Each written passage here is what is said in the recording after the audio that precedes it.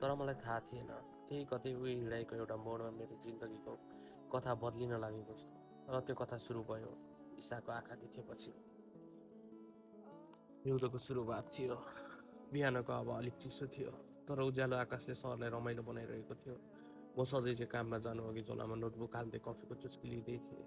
मन भने अलिक थाकेको थियो, सायद जीवनको एकनासिताले। त्यही दिन त्यही सडकको मोडमा उसलाई देखेँ पहिलो पटक।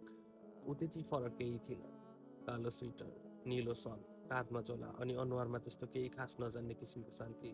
तर उसको आँखा, हो त्यो आँखा फरक थियो। एकछिन मेरो आँखासँग उसैको आँखा ठोकियो। त्यो क्षण छोटो थियो तर गहिरो, एक किसिमको मौन परिचय, जस्तै दुई आत्माहरूले कहिले कतै भेट गरिसकेका हुन्। ऊ बस स्टपमा मेरो छेउमा आएर उभिए। केही सेकेन्डको मौनतापछि उसले सोधे, एक्सक्युज मी, समय कति भयो? मैले हतार हतार मोबाइल निकालेर 8:45।